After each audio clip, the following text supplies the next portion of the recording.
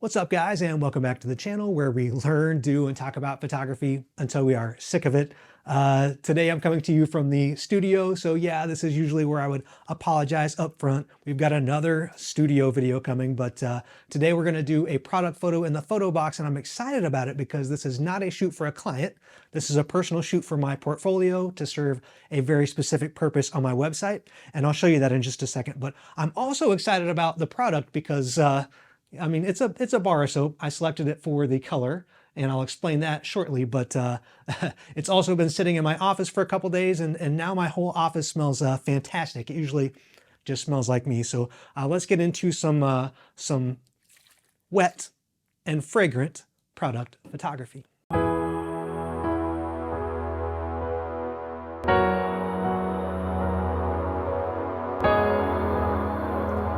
So I've been redesigning the portfolio section of my website. It kind of looks like this. There's like I've redone the colors in this sort of Pantone scheme. This teal around the borders takes you right into my show reel when you load it up. Some videos you can watch, and then I've made these thumbnails for each video that matches the color scheme. And then we've got the problem section, which is the portfolio of my stills work. Now, what I want to do is expand this grid to a 3x6, and then I want to have the grid broken up in the middle with some colors that match this going into this orangish section of the scheme. So the whole concept here is we've got sort of a midday sunshine color scheme here, and then we scroll down into more of a sunset color scheme. And I want to replace this middle section of the grid with one broken up photograph that in this teal and sunset colored color scheme. And that's where our soap comes in. So the concept, let me show you. The concept I've sketched out here is this. So I want to have a bar of soap, this bar of soap, coming in with this angle and making this splash. So what I've got in mind is a wet photo with that teal colored backdrop, and this, perhaps with some minor color adjustment, bar of soap. And I've set up in the product box to execute this photo, but I haven't done any execution work on it, and we're going to do that together. So usually when I would demo like the process of a photo shoot, I would like test the shoot out first and then present it to you on the video, sort of like recreating the original execution. But today we are going to execute this for the first time together right here on the channel. So we'll see how it goes. So here's what I have set up in the box. This was a very inexpensive photo to put together. I picked up this tub, which we're going to pour some water into. I got this for like $4 or $5, and then this bar of soap was a couple bucks. But you know, you got to pay a premium if you need just the right color soap. And then I have a teal backdrop here. This is just a sheet of colored paper, and actually looking at it through the tub, I'm thinking I may need to use a slightly bolder color, so I'm going to swap that out with a slightly darker teal, and we'll get to work on this photo.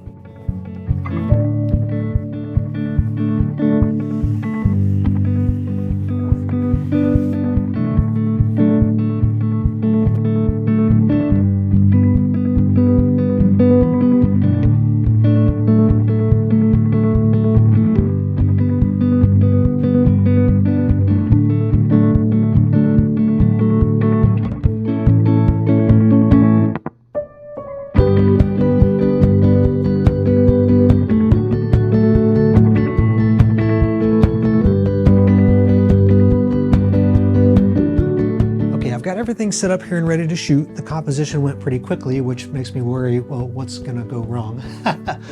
So we're getting the perspective on the soap probably was the biggest challenge. So I wanted to have this so that you have, we'll refer again to this diagram.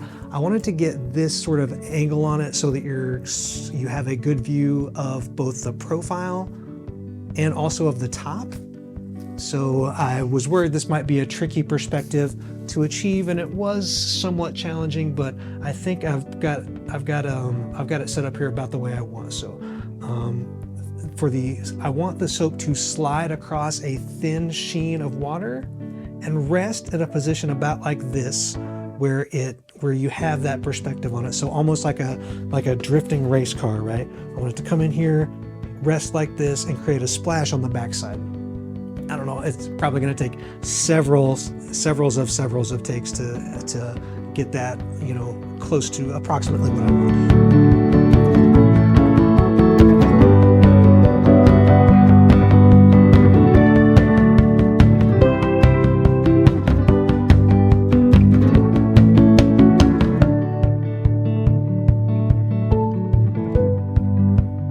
Okay, the soap is disintegrating before my very eyes, and so that means it's time to go. I'm gonna get the camera over into stills mode. I've got this set up for a 500th of a second at f2.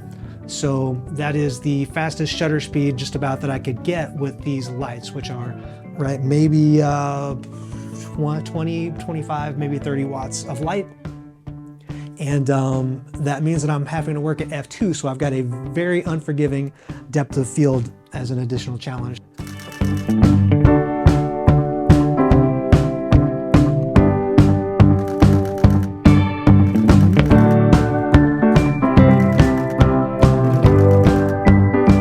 Somehow this turned from a video of making photos into a video of pushing soap. So that turned out to be the skill that was required. And after a few practice shots, I think I managed to get down a pretty good technique. And I've probably got a couple hundred exposures that I'll pull into the computer now and see if we can manipulate that. So I will walk you through the editing of the photo also and see if we can give it a good prominent place on this website. Okay, I've got the files pulled into the computer. We're going to look at them. We're going to work through them. I thought maybe briefly clarify the point of this video before we see these is like not the kind of video where like we spend half an hour fiddling with 5 different lights and trying to get everything perfect in the photo. This is more like you've got $5 and 10 minutes to spare. How can you make a photo to improve your website, that kind of thing. So maybe more inspiration than education. And if this video did inspire you to get your camera out and do something fun with it, I encourage you to leave a thumbs up on the video and consider subscribing for more videos like this. Because I did make a couple of mistakes and I will touch on those during the explanation. But the second mistake was I deleted the file. So I deleted the file that I edited in Photoshop. So I did work through this, and I was going to just briefly touch on like the layers and walk through the edit. And then it's a long story, but I had like a million things open in Photoshop and I closed them all and didn't save any of them. And one of them turned out to be the file that I edited. So I will pull that into Photoshop and we'll sort of walk through the types of adjustments and tools that I used in Photoshop to make the final result. And I think that'll still be helpful and informative. And then after that, I will show you the final result that I did make and how I used it on my website. So these are the photos that I made, these and hundreds of others, but I culled it down to these. It looks like I've got 9 or 10 here. And my guiding principle in the files that I imported and chose to work from was the original concept sketch that I made. So I was trying to find the ones that were closest to achieving this concept. And I ended up selecting this one. And so I'll show you first the manipulations that I made in Lightroom. We'll pull it into the develop module and you'll see just basic manipulations and probably used at least one mask, if not a couple. Okay, so one mask, it looks like, to brighten up the bottom. And then I use the denoising tool, which I'm finding to be just really useful for all kinds of product work, especially when I'm making exposure adjustments to shadow sensitive areas.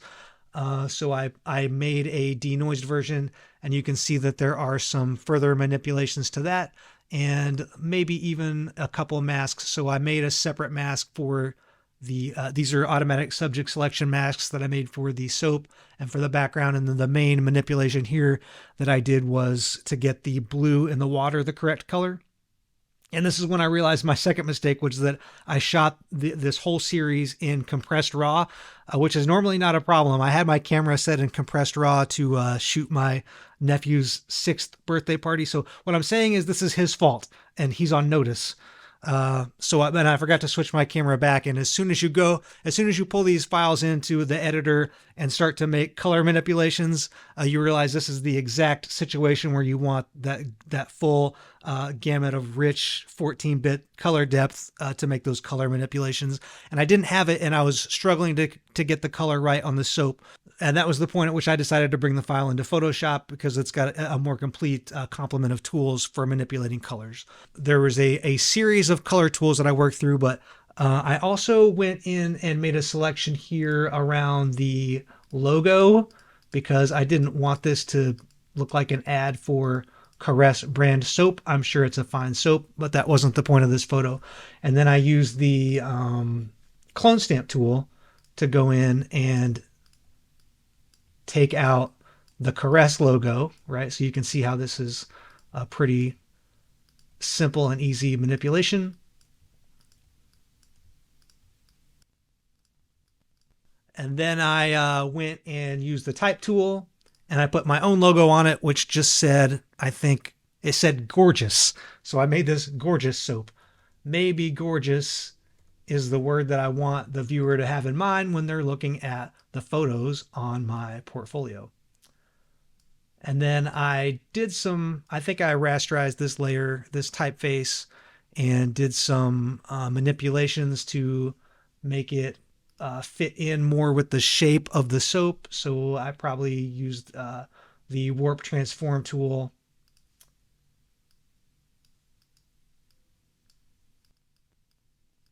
And then I think I gave it an emboss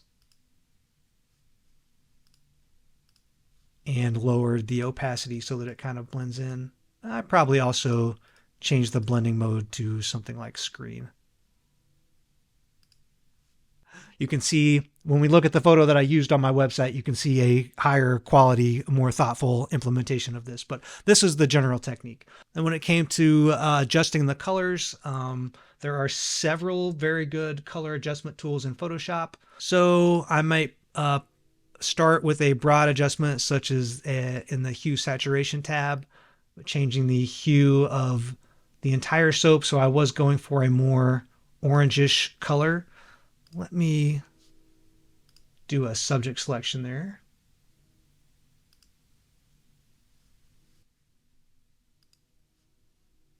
Okay.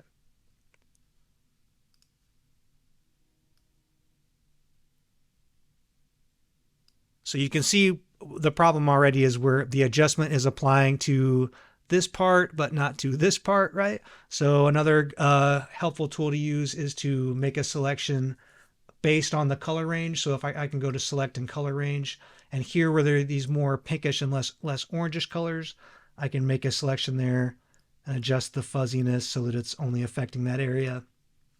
And now that I have a selection just for that, I can make another hue saturation adjustment layer and target a hue adjustment that's more just for that. And then of course I can play with that mask as well to paint away areas that I don't want to be affected by that adjustment. And then another adjustment that I like is the image adjustments, and there's a match color and replace color tool. And the replace color tool I find is usually pretty good for selecting a color, allowing you to adjust the tweak it down to just that color, and then changing the hue, saturation, and lightness as desired. So these are crude strokes, but introductions to the types of tools. And then I worked with several different layers until I got the colors to a place that I thought was acceptable enough for this website application. And I'll show you how that looks now. Show you which was gridding out the photo, so making it into the grid. So I incorrectly said 4x5 earlier, but the grid was actually 4x3. You'll see that when we look at it on the website. So I've put the photo in the correct proportions at 4x3. And then if I go to view, I'll set up a guide layout.